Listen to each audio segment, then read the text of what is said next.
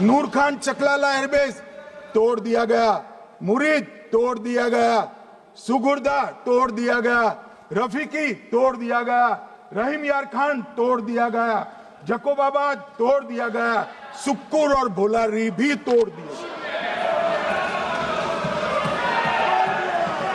और सुक्कुर, लाहौर, अरिफवाला, चुनेन, जकोकाबाद और नया चोर, ये 6 रडार सिस्टम भी उनके पूरी तरह से ध्वस्त कर दिए।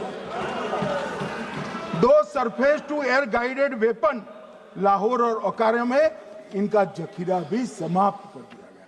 और मान्यवर, ये हर चीज में पॉलिटिक्स करते, हर चीज में। जब उन्होंने हमारे रिहायशी इलाकों पर हमला किया, फिर भी हमने इनके रिहायशी इलाकों पर हमला नहीं किया, सिर्फ इनके एयरबेस और एयर डिफेंस सिस्टम को निशाना बनाया और उनकी आक्रमण करने की क्षमता को पंगु कर रख दिया। हमारी पूरी सेना, पूरी वायुसेना, पूरी नौसेना अक्षुण्ण थी और उनकी हमला करने की क्षमता को हमने छिन्न विछिन्न कर दिया। पाकिस्तान के पास शरण में आने के अलावा और कोई चारा ही नहीं था। इसलिए मान्यवर, इसलिए 10 मई को डीजीएमओ ने, पाकिस्तान के डीजीएमओ ने भारत के डीजीएमओ को फोन किया और 5 बजे हमने इस संघर्ष को विराम किया। अब मान्यवर,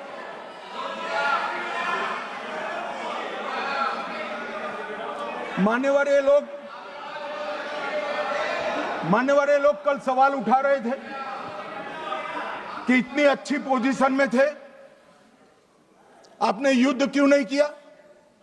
युद्ध के कई परिणाम होते हैं मान्यवर, करना न करना वो सोचकर करना पड़ता है।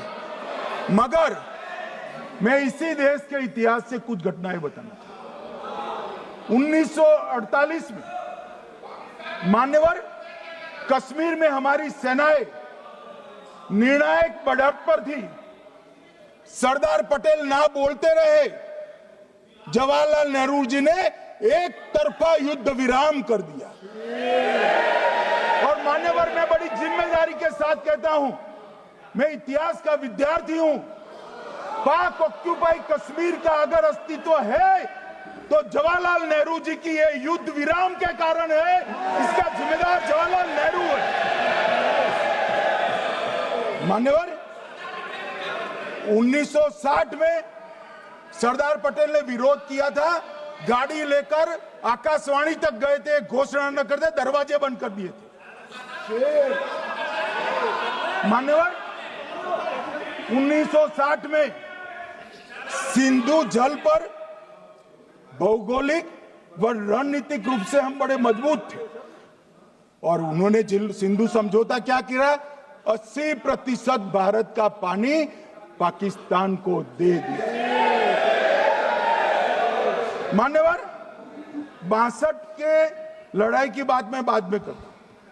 65 की लड़ाई में हाजीपीर जैसे स्ट्रेटेजिक जगह पर हमने कब्जा किया था, 66 में उसको लौटा दिया गया। मैं 71 के युद्ध की भी बात करना चाहता हूं।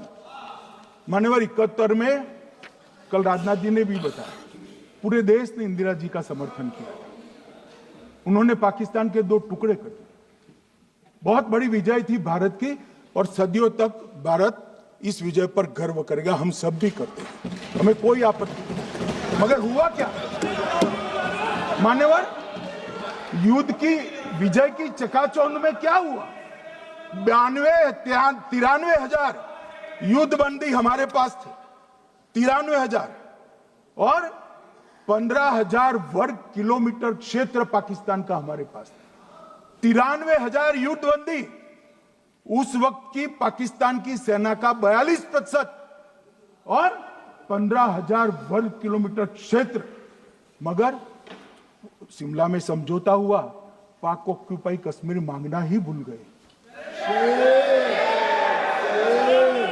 अगर उस वक्त पाक ऑक्यूपाई कश्मीर मांग लेते, न रहेगा बांस न बजती बांसुरी। ये कैंप तोड़ने की जरूरत न पड़ती साहब आपको, हमको। मान्यवर, इतना ही नहीं, पाक ऑक्यूपाई कश्मीर तो नहीं लिया, मांगना ही भूल गए। 15,000 वर्ग किलोमीटर की जीती हुई भूमि भी वापस दे दी। तय हुआ था पाकिस्तानी नरसंहार के लिए युद्ध अपराध न्यायाधिकरण बनेगा, नहीं बना। सेना ने पूर्वी पाकिस्तान में नरसंहार किया था। 195 पाकिस्तानी अधिकारियों पर मुकदमा चढ़ना था। भुट्टो अपने साथ इंदिरा जी के सामने से छुड़ा कर ले गए। जनरल मानेक शॉ का एक कोट अनकोट कहता हूं, जनरल मानेक शॉ का, जो एक प्रकार से आर्किटेक्ट माने जाते हैं बांग्लादेश विजय के, इन्होंने कहा कि भुट्टो ने भारत के नेतृत्व को मूर्ख बनाया। अब जो शब्द है, मैं आप कोट अनकोट है, इसमें मेरा कुछ नहीं है, ये लोग गुस्सा न हो सकते। I told her into bracket Indira Gandhi, Indira ji को कहा that he into bracket Bhutto के लिए, he has made monkey out of you. और अफसोस मुझे इस बात का होता है मैडम कि पाकिस्तान को हम जानते हैं, पाकिस्तान और इजराइल इस पूरी दुनिया में एक फेल्ड स्टेट है, और पाकिस्तान के आर्मी चीफ को, जिससे हमारे स्ट्रेटेजिक रिलेशनशिप है, जिसको अपना दोस्त कहते हैं, उस देश का प्रेसिडेंट उस शख्स को बुलाकर खाना खिलाता है अपने साथ, जिसके भाषण से हमारे लोग मारे गए थे। तो क्या आपकी खारजा पॉलिसी कामयाब हुई? आप देख लीजिए। अच्छा, हमारे देश में एक ऐसी तंजीम है जिसका वजूद नफरत की बुनियाद पर और मजहबी अज़वियत को फैलाने के लिए बनाया गया। उनको तकलीफ है सेकुलरिज्म से, सोशलिज्म से, मगर हमारे संविधान के प्रियम्बल में लफ्ज सॉवरेन है। सॉवरेन का मतलब यह है कि हम खुद मुख्तार हैं, हम हाकिम आला हैं, हम अपने मुल्क के मुकद्दर का फैसला करेंगे। एक गोरा व्हाइट हाउस में बैठकर भारत की सीज फायर का ऐलान करेगा, यह आपका नेशनलिज्म है। अफसोस होता है मुझे सर। मैडम मैं आपसे पूछना चाह रहा हूं कि अगर एक चचा सैम ऐलान कर रहे हैं तो हमारी फौज पर क्या असर पड़ा होगा, हमारे उन पायलटों पर क्या असर पड़ेगा जो नहीं मालूम कितनी ऊपर आसमानों पर भारत की हिफाजत कर रहे हैं। वो नेवी का सिपाही जो समंदर में खड़ा हुआ है, उसको ये नहीं मालूम हो रहा है कि मेरा प्रधानमंत्री ऐलान नहीं किया, एक गोरे ने ऐलान किया। बड़ा ये आपके कैसा होगा ये। मैडम, मेरा सवाल हुकूमत से ये भी है कि हम कोई एडवर्सेरियल कंट्री नहीं है अमेरिका के लिए, हम दोस्त हैं, स्ट्रेटेजिक रिलेशनशिप है। क्या क्या एग्रीमेंट हमने साइन नहीं किया, तो क्या ये दोस्ती निभा रहे हैं? मैडम, मैं हिस्टोरिकल एग्जांपल दे रहा हूं, क्रुश्चेव और टीटो। क्रुश्चेव ने दबाव डाला, टीटो ने कहा मैं नहीं मानता, मैं नैम ज्वाइन करूंगा। मैडम, फ्रांस और यूएसए, डिगोल को जब यूएसए ने दबाव डाला तो डिगोल ने कहा कि तुम दोस्त हो मगर हमारी खारिजा पॉलिसी आजाद ना है। मैडम, वहीं पर आप देखिए गुजराल साहब, जिसको कहते सबसे कमजोर थे, वजीर आजम थे, उन्होंने बहादुरी का मजारा किया, रिफूलिंग करने नहीं दिया। वियतनाम 20 साल यूएसए लड़ा मगर झुका नहीं, और हम उनको बोल भी नहीं पा रहे, हम तो कोई दुश्मन मुल्क तो नहीं है अमेरिका के, ये आपको समझने की जरूरत है। और मैडम, यहां पर वजीर खारजा ने कहा वो चीन गए, डिप्टी चीफ ऑफ स्टाफ ने कहा कि चीन के इक्विपमेंट एक लाइव लैब था हमारे उनके लिए। क्या आपने कहा चीन को कि तुमने क्यों दिया पाकिस्तान को हथियार? आप नहीं कहे। और मैडम, आप जानते हैं कि रक्षा मंत्री ने कहा कि स्विफ्ट एंड प्रोपोर्शनेट। तो फिर जो इंडोनेशिया मिलिट्री अटैचे ने कहा कि हमको कहा गया मत मारो, हम सेल्फ डिफेंस में भी नहीं मार सकते थे पाकिस्तान को। और अगर आप ट्रंप के बयान को गलत कह रहे हैं कि 5 एयरक्राफ्ट नहीं गिरे, मैं यकीन करता हूं आपकी बात का। आप हमारे पायलट्स को कमेंट करिए ना, हमारे पायलट्स को कमेंट करिए कि हम अपने पायलट्स की तारीफ करते हैं, आप वो भी नहीं करना चाहते। मैं हुकूमत से जानना चाहता हूं मैडम कि क्या फ्रांस ने हमको सोर्स कोड नहीं दिया जिसकी वजह से हमारे एयरक्राफ्ट को क्या नुकसान हुआ? अब मुस्तकबिल में आप हथियार खरीदेंगे तो क्या आप सोर्स कोड हासिल करेंगे? और मैडम, मैं आपको बताना चाह रहा हूं, मेरे सवाल का जवाब हुकूमत दे। हमारे पास सैंक्शन जो स्क्वाड्रन है 42 है, 60 साल के बाद सिर्फ 29 काम कर रहे हैं। पाकिस्तान के पास 25 हैं, चीन के पास 50 से ज्यादा हैं। 11 साल से आप सरकार में हैं, सबमरीन नहीं है, थर्ड एयरक्राफ्ट कैरियर कहां पर है आप बताइए। और मैडम, FATF में लाना पड़ेगा, आपको, अगर आप विश्व गुरु हैं तो हम आपको चैलेंज कर रहे हैं, आप G7 के कंट्रीज को, GCC को और चचा सैम को राजी कराइए कि पाकिस्तान को, मैडम खत्म कर रहा हूं, FATF में दोबारा लाया जाए। मैडम, ऑल पार्टी मीटिंग हुई, देखिए कितना कॉन्ट्रडिक्शन है केंद्र सरकार में और स्टेट सरकार में। ऑल पार्टी मीटिंग में मैं था, केंद्र सरकार ने कहा कि नहीं, बैसारन मिडोस पर तो कोई जा ही नहीं सकता, जून से पहले इजाजत लेना पड़ेगा। बाद में हमको मालूम हुआ कि साल भर खुला रहता मिडोस सिवाय बारिश और स्नो के।